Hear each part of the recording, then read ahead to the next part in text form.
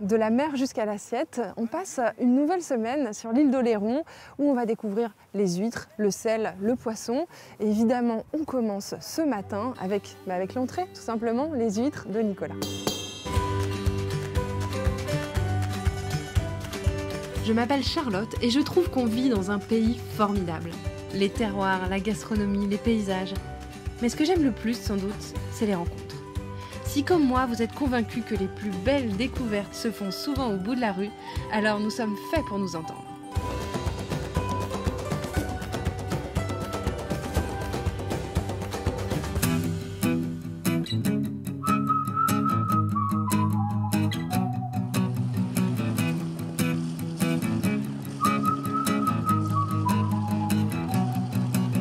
Deuxième étape de notre séjour sur l'île d'Oléron, et là, on passe aux choses sérieuses. Je vous propose de goûter les célèbres huîtres de Marennes-Oléron. C'est avec Nicolas que nous avons rendez-vous. Il va tout nous expliquer sur la spécialité de l'île, l'affinage des huîtres en clair. Donc les clairs sont absolument nécessaires pour affiner les huîtres de Marennes-Oléron. Après 3 ans de production en mer, on va trier les huîtres, on va les remettre en poche et il y aura 30 jours d'affinage dans les clairs qui entourent souvent donc, les entreprises ostricoles. Alors l'huître, elle a déjà grandi et ici, qu'est-ce qu'elle trouve de particulier? Alors, donc dans les clairs, c'est assez simple. Donc dans les clairs, il y a un mélange entre terre et mer. Et donc dans les clairs, elle retrouve un peu de repos. C'est une huître stress souvent, donc on l'a quand même triée, etc. Donc elle va trouver du repos, aussi la nourriture. Ouais. Mais on essaie effectivement ici de trouver donc, tous les éléments que Marennes-Oléron peut proposer pour créer en fait, des huîtres avec plusieurs dimensions de goût. Et on sort donc les fines éclairs, donc c'est une huître pas trop charnue. On va faire aussi des spéciales d'éclairs, donc une huître assez charnue. On a des fines éclairs vertes, label rouge, donc les huîtres qui vont verdir en clair suite à l'affinage. Le fait que ce soit une fine de clair ou une pousse en clair, ça dépend de quoi? De l'endroit où vous la mettez dans les bassins? Parce qu'il y en a quand même pas mal. Vous avez combien de... C'est immense ici. En fait. Ici, on est sur un site de 25 hectares. Ouais. On a beaucoup de surface. C'est absolument nécessaire pour pouvoir affiner tous ces tonnages d'huîtres que nous essayons de vendre. En fait, la différence entre une fine de clair et une spéciale de clair, ça se fait principalement d'abord en mer. Une fine deviendra fine parce qu'elle a eu pas trop de nourriture à manger, donc elle est assez maigre en fait. Mais il y a beaucoup de gens qui aiment ça. Après, donc, il y a un deuxième endroit qu'on peut utiliser, c'est les endroits où il y a beaucoup plus de nourriture en mer. Et ces huîtres-là, donc, ils vont bénéficier de l'engraissement. Et ça devrait donner normalement effectivement des spéciales. Si tout se passe bien. Et donc des spéciales de clair après 30 jours d'affinage. Mais dites-moi Nicolas, vous auriez pas un petit accent Oui. Un petit accent étonnant. Oui. D'un pays où il n'y aurait pas un peu d'eau aussi qui circule Oui, on a beaucoup de digues. Oui, je suis néerlandais. Et donc depuis facilement 15 ans, je suis en France. Et je vis avec ma femme Christelle depuis 24 ans. Et c'est une entreprise... alors, c'est votre femme qui est de l'île d'Oléron, c'est ça au départ? Oui, exactement. Donc moi, étant touriste, on s'est trouvés ensemble, c'est sympa. Oui, et donc non, c'est fabuleux. En fait, c'est ses parents qui ont créé cette entreprise. Et voilà, nous, à peu près il y a 9 ans, nous avons repris ensemble cette entreprise. C'est une énorme aventure. Et ils font combien de temps pour apprendre le métier d'ostréiculteur? Ouf, j'ai eu en gros 5 ans de formation intense par mon beau-père. Aussi mes actuels ouvriers m'ont formé quand même aussi. Mais on ne peut pas dire, voilà, je sais tout. C'est une formation continuelle. Un apprentissage permanent. Voilà. Et quand on travaille avec la nature, ça change tout le temps. Alors il paraît que ces huîtres, on les mange jusqu'en Chine? Oui, effectivement. On a pas mal d'exports de ce beau produit Marennes-Oléron. Donc là actuellement, donc la Chine devient un marché très important. Et heureusement, on a trouvé des clients qui veulent bien nous acheter notre produit. Et c'est vrai qu'on retrouve pas mal de clients très satisfaits. Et donc c'est un export qui se développe. Ouais. Donc vous êtes devenu un ambassadeur de la France à l'étranger, finalement. Oui, exactement, avec grand plaisir. Non, et avec le sourire, avec ça fait plaisir.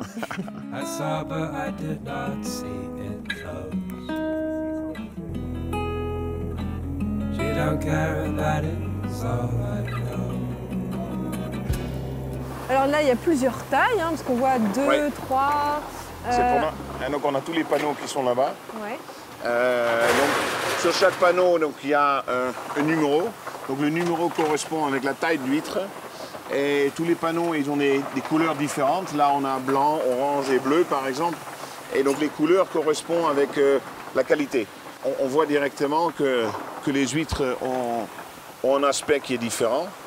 Donc là, je vais en ouvrir. Donc on rentre donc par le côté. Comme objectif, c'est de couper le muscle. Ouais. Voilà. Donc on va rentrer un tout petit peu.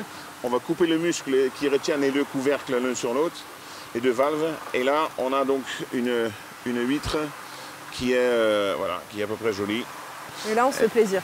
En fait. Là, on se fait plaisir. Merci.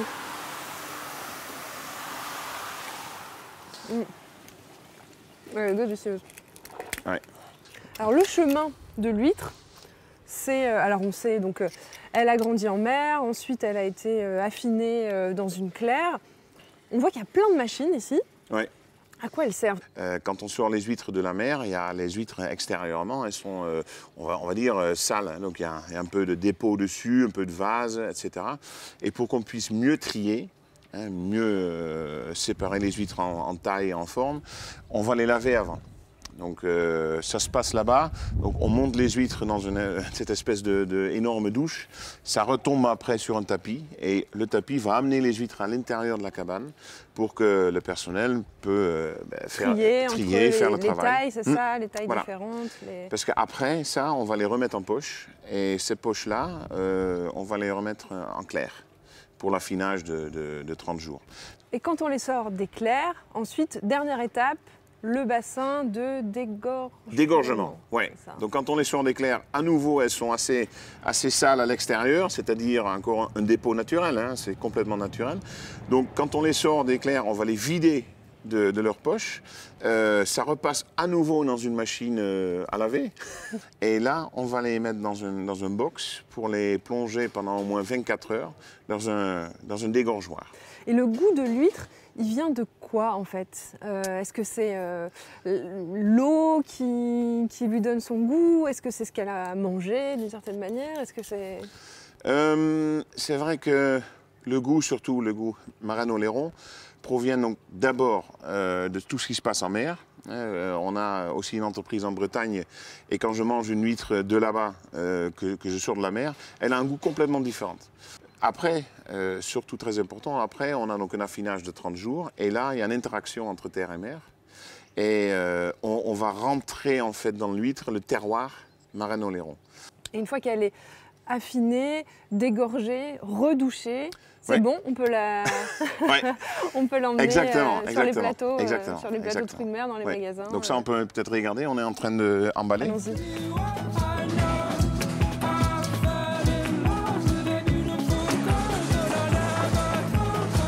Je vais te montrer, en fait, quand on emballe, c'est à la main. Et donc, on prend soin que l'huître, en fait, est posée à l'horizontale. Ouais. Elles sont très bien rangées. On prend soin que l'huître n'est pas posée comme ça parce qu'elle va, pendant le transport, etc., elle va se vider. Donc, chaque huître est manuellement posée dans le panier. Après, on ferme, on met donc un couvercle. Et on cercle. Et on présente ça au poste du cerclage.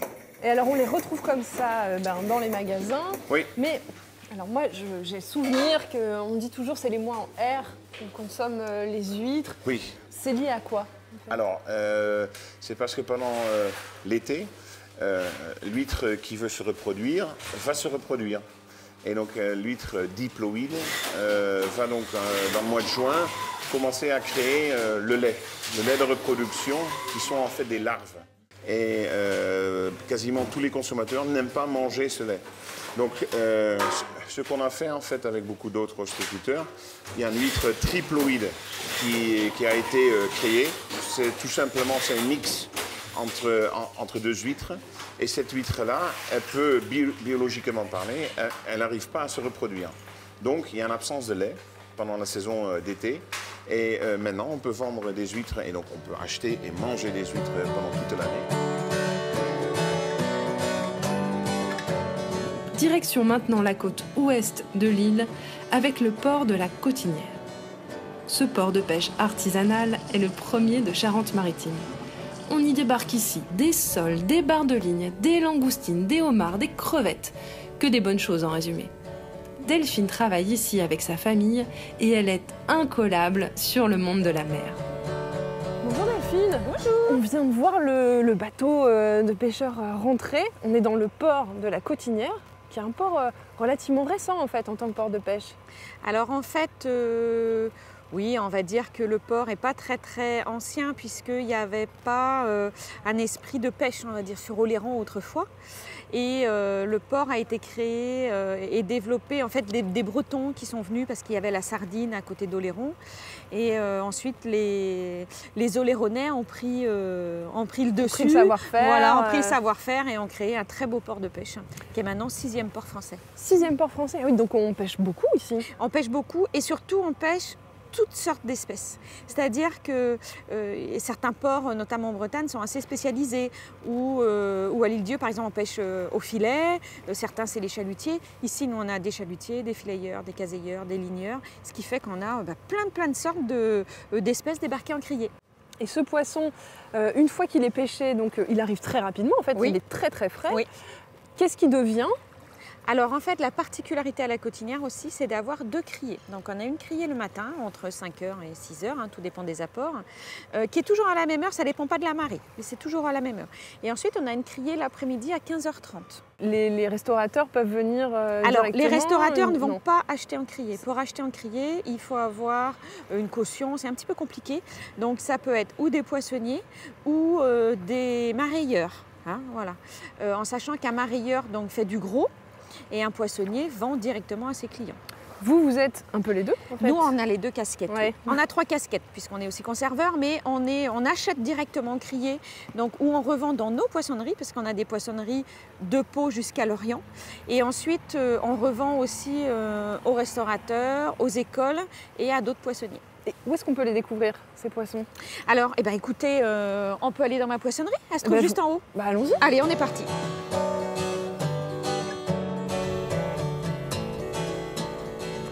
Bon, alors on n'est même pas à 1 kilomètre de la criée, là, le poisson il peut venir presque à pied finalement. Oui, le poisson il peut venir à pied puisque à mon avis il y a 60 mètres de la criée chez nous, il n'y a pas de souci.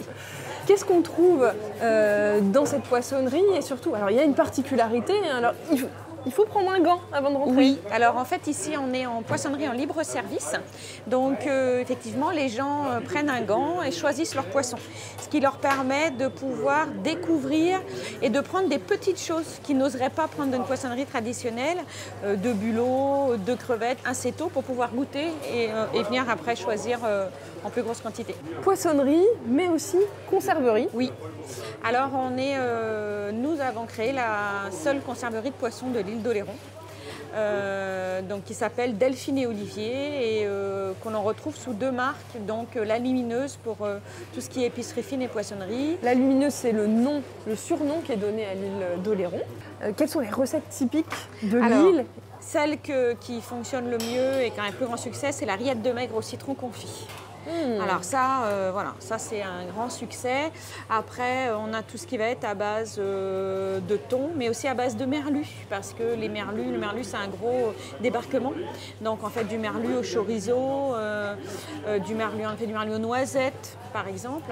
Ouais, c'est des mariages qui sont étonnants, mais qui en fait mélangés un poisson avec un peu de charcuterie finalement, ça Oui, donne un c'est très goût, bon. On fait aussi la langoustine, la cotinière, il y a beaucoup de langoustine, la langoustine au pinot.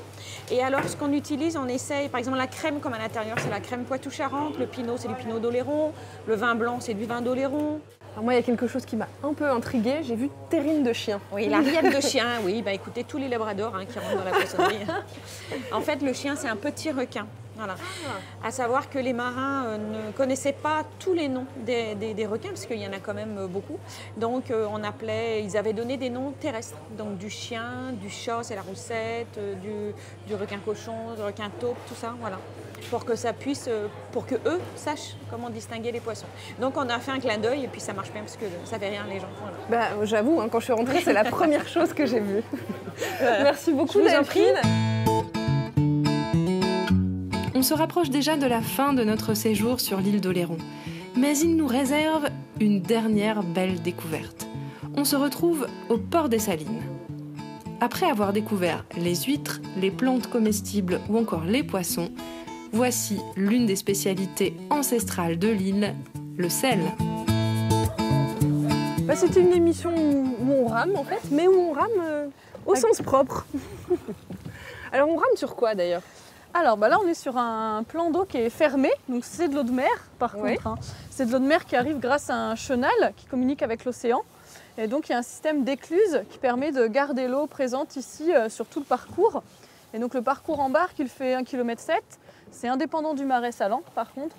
Et donc les gens peuvent louer la barque et faire un tour sur l'eau. Il faut compter 3/4 d'heure pour faire le tour en entier. Donc c'est un site de marais salant qui a été réhabilité. Voilà, tout à fait. Donc en fait le projet il est né au début des années 90. Ce qui s'est passé c'est qu'il n'y avait plus aucun marais salant en activité sur l'île d'Oléron. L'activité elle avait complètement disparu au milieu des années 80. Et donc c'est la commune de Grand Village, donc la commune sur laquelle on se trouve, qui a décidé donc de réhabiliter ce site et de recréer donc un marais salant, enfin de réhabiliter un ancien marais salant qui était abandonné pour relancer l'activité salicole sur l'île. Le but étant de sauvegarder ce patrimoine qui était cher aux Oléronais puisque c'était une activité emblématique, traditionnelle, très répandue autrefois. Parce que ce matin en fait on était donc chez un ostréiculteur. Il faut expliquer que la plupart des marais salants en fait, ont été transformés en clair ostréicole. Ouais. Exactement. Et là, on se trouve donc près d'un marais salant qui est du coup restauré comme on cultivait avant le sel. Exactement. Ouais. Donc les travaux au départ ont lieu entre 90 et 94. La première récolte de sel a eu lieu ici en 95. Et depuis, donc, on récolte du sel tous les ans dans ce marais salant. Donc c'est vrai qu'au départ, ce sont des Guérandais qui sont venus pour refaçonner le marais. Donc c'était une saline de type guérandaise qui a une petite différence avec la saline oléronaise. Donc en fait, en 2010, il y a eu des travaux de réhabilitation pour refaire un marais salant de type oléronais. Donc aujourd'hui, la saline, elle est de type oléronaise, vraiment. Voilà. Le sel, alors, on le récolte, j'ai compris, pendant l'été. C'est ça, voilà. Ouais. Donc là, on vient juste de finir la récolte. Voilà, là, malheureusement, avec la pluie qu'on a eue début septembre, la récolte est stoppée et je pense que ça ne va pas reprendre, malheureusement, puisque c'est vrai que le temps n'est pas très optimum pour la récolte du sel. Et alors, tout au long de l'année, le sel se dépose, c'est ça? Alors non, en fait, ça commence vraiment au printemps. Il y a d'abord un travail de nettoyage des bassins, puisque pendant l'hiver, le marais salant il est inondé d'eau de mer pour protéger l'argile du froid. Donc en fait, pendant l'hiver, il ne se passe rien. Donc au printemps, c'est le nettoyage et normalement, à partir de juin, le saunier peut commencer la récolte. Donc l'eau vient de la mer et elle va circuler donc, dans plusieurs bassins différents. Le but en fait c'est que tout au long de ce parcours l'eau s'évapore petit à petit et l'eau va se concentrer en sel et donc au bout d'un moment le sel va cristalliser. On dit que l'eau arrive à saturation, c'est-à-dire qu'il y a tellement de sel qu'il ne peut plus se dissoudre dans l'eau et donc là le sel va se former sous deux formes, donc la fleur de sel et le gros sel dans les derniers bassins du parcours. Et alors comment ça se récupère le sel? Alors tout est manuel dans les marais salants traditionnels comme ça, donc la fleur de sel elle va se former en premier et elle va flotter sur l'eau. Donc là, le saunier utilise un outil qu'on appelle la lousse ici. Et donc c'est le principe de l'écumoire. C'est un plateau qui est percé de petits trous. Et donc le saunier va devoir passer ce plateau sous la couche de fleur de sel. Parce que la fleur de sel, en fait, quand elle se forme, ça fait comme des petites paillettes qui brillent sur l'eau. Et grâce au vent, les paillettes se collent les unes aux autres. Et donc au fur et à mesure de la journée, ça finit par faire une plaque qui recouvre la surface de l'eau. Et le gros sel, lui, donc, il se forme au fond des bassins. Là, il utilise un autre outil qu'on appelle la scie-mouche à Oléron et qui est une sorte de grand râteau sans dents. Et là, il va devoir racler, entre guillemets, le fond du bassin. Il ne va pas vraiment racler parce que sinon, il arracherait trop l'argile du fond. Hein. Mais il va brasser l'eau, en fait, et c'est la vague d'eau qui, petit à petit, va pousser le sel. Ouais. On est près du drame, hein, on peut le dire. Mais on va s'échouer, je pense, dans pas longtemps. Donc, on va faire un petit demi-tour. Et donc, ouais, c'est le mouvement de l'eau, en fait, qui va faire bouger le sel du fond du bassin. Le sel va petit à petit s'accumuler près du bord. Et ensuite, le saunier, avec son outil, va sortir le gros sel de l'eau et former un tas en forme de pyramide au bord du bassin pour que le sel finisse de s'égoutter. Et toi, dans ce site, et ben justement, tu sensibilises un peu les gens à... Oui, alors du coup, moi je m'occupe de l'écomusée. Donc l'écomusée, c'est 5 cabanes d'exposition sur le thème du sel et des marais salants. Donc en fait, tous les jours, nous, on emmène le public sur le site à pied pour expliquer le fonctionnement du marais. Grandeur nature. Et donc le but c'est d'expliquer comment on fait le sel, mais aussi sensibiliser les gens à la sauvegarde de ce patrimoine. Bon, donc Terre de France c'est un peu devenu une émission d'aventure. C'est ça. Et c'est bien. Mal sorti, on est quand même on est vivante et on rentre pas. C'est ça.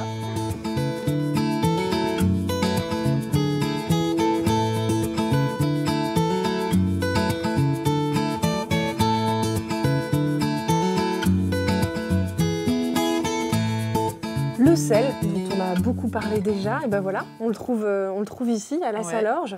Alors la Salorge, justement, pourquoi ça s'appelle la Salorge? Alors la Salorge, ce nom-là, on l'a donné un peu en souvenir des paludiers de Guérande. Alors je dis bien paludiers, qui sont venus recreuser le marais salant il y a une vingtaine d'années en fait.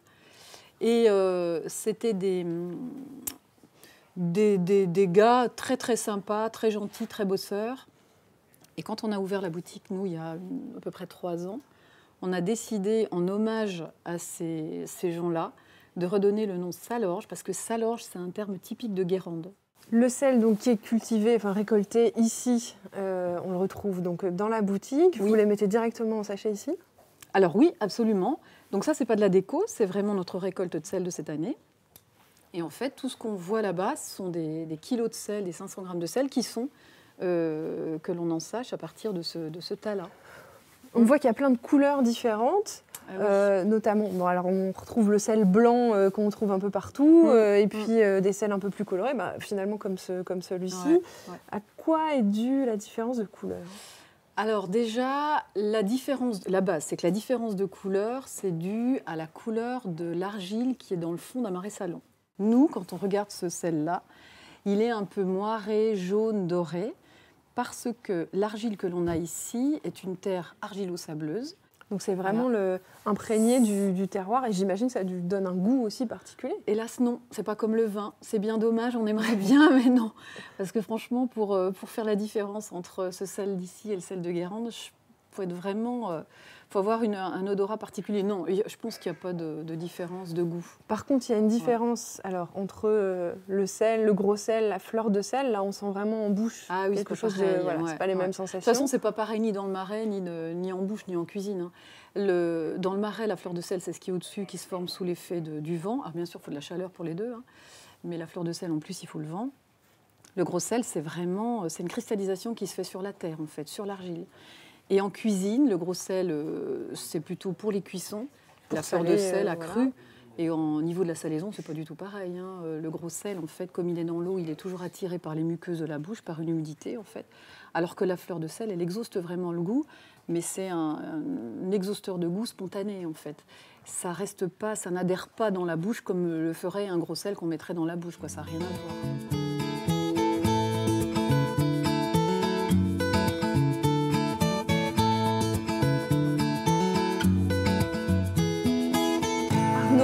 Quand même que je te dise d'abord merci, parce qu'on s'est régalé. Super. On est dans les coulisses, c'est la fin du service. Alors est-ce que on a vu des huîtres ce matin, maintenant on les a découvertes dans l'assiette. Comment ça se transforme? Comment on passe de ce délice Tout simplement, ce qu'il faut, c'est respecter le produit de base, quoi. Voilà. Donc l'huître, nous, on la passe légèrement au four, juste pour la tonifier un petit peu, et on rajoute dessus un petit beurre blanc avec des poireaux tout croquants. Voilà, pour qu'il y ait ce jeu de texture entre l'huître et le porc du croquant.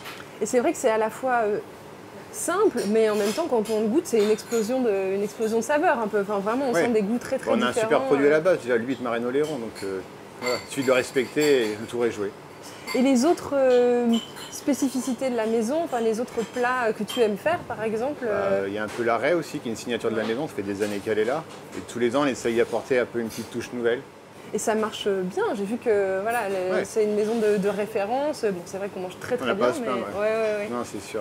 c'est vrai que travailler ici, ça doit être aussi plutôt un privilégié. En tout cas, c'est bon, on est plaisant. entouré de marais non, salons. franchement, c'est plaisant. Le matin, quand on arrive, on est tout seul. Il y a cette légère brume. Le matin, on est tous. C'est vraiment. Et les produits, tu les reçois le matin. Enfin, comment ça se passe? Ouais, tous les matins, on arrive. Le poisson de la Cotinière, on a un producteur de légumes au château. Tout arrive brut et on transforme tout ici. Oui, donc c'est dans la journée, le produit est préparé, transformé. C'est ça, le plus simplement possible. Et on se régale. Merci. Faut bien le dire, on s'est régalé aujourd'hui. Et on se retrouve la semaine prochaine pour d'autres découvertes.